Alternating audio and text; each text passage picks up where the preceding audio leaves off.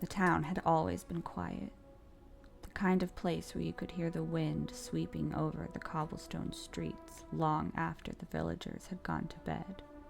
But that night, at precisely midnight, a sound shattered the stillness, a profound, resonant toll that seemed to come from the bowels of the earth itself. The old clock tower, a broken relic forgotten to time, had come to life. Its bell rang 13 times, each toll vibrating through the bones of anyone still awake. For a brief moment, the town seemed to hold its breath. No one knew why it had started again, or why they hadn't heard it for 23 years. But when the 13th chime echoed into the dark sky, something shifted. Those already in bed rose and ventured outside to gather in the streets and stare at the tower with glassy eyes. It was as though they were waiting for something to happen, for a promise to be fulfilled, one they couldn't quite remember. The mysterious 13th chime had grabbed hold of most people, but a few curious folks remained unaffected. One was 23-year-old Maeve Calder, who remained unaware of the night's events until she rose for work the next day. She prepared her morning coffee as she hummed a tune, still blissfully ignorant.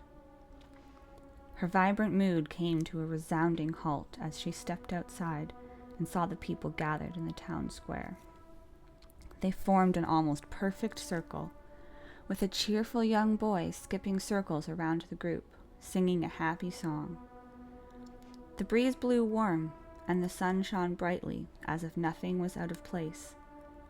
Yet fear lingered in the air. Mouth still agape, Maeve remained frozen on her doorstep as her coffee spilled at her feet.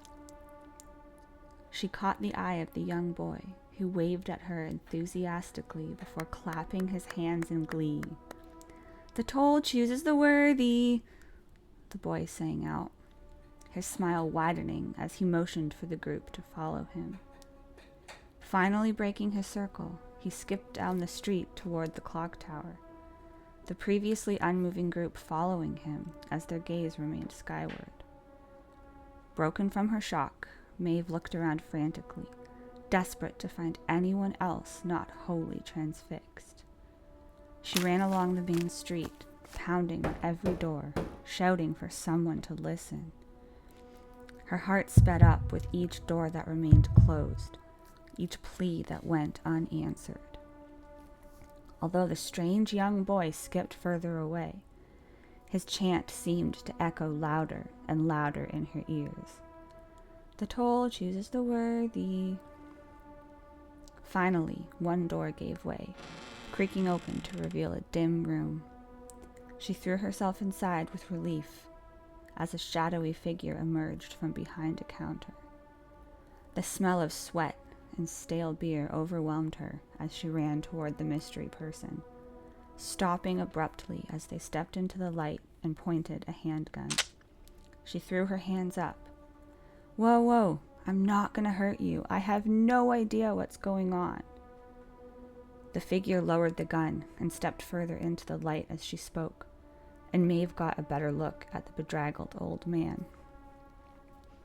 "I thought you might be the boy. I had to be sure." Maeve glared at him. "You know him? What's going on?" The man met her gaze with a darkened sadness and despair in his eyes.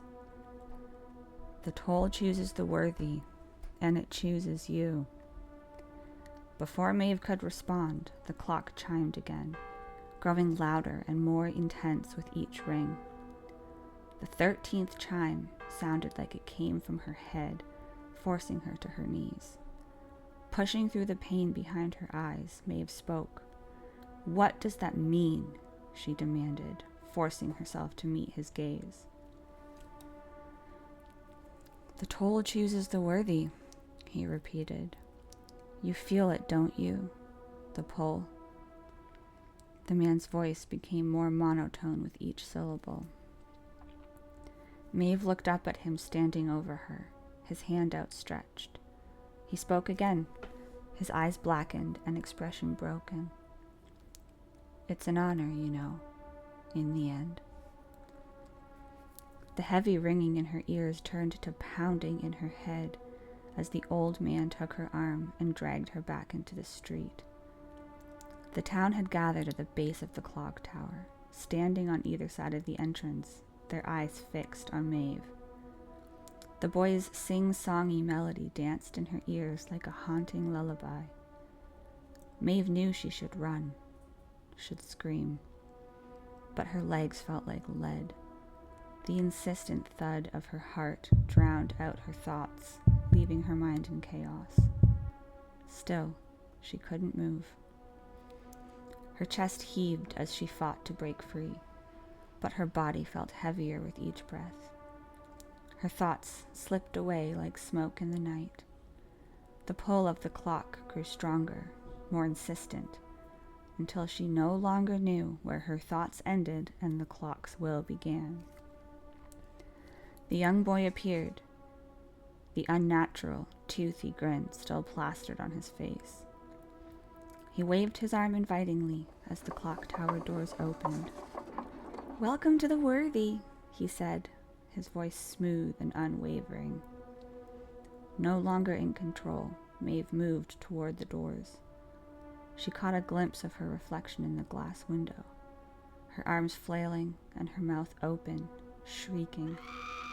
And yet, she felt no fear as her vision grew blurry, eyes glazed, movements robotic. A fuzzy white figure appeared before her, and a cold, hard hand took hers, its skin smooth like marble. It ushered her through the door as the boy skipped circles and laughed behind her in delight. He watched as the doors slid shut with a groan, and Maeve became an internal piece of the clock's intricate machinery. The boy skipped away as the townfolk regained their wits, oblivious to what had happened. Except, of course, for the haggard old man who felt his spirit settle, content that the innocent, unknowing town would enjoy another 23 years of quiet, peaceful protection.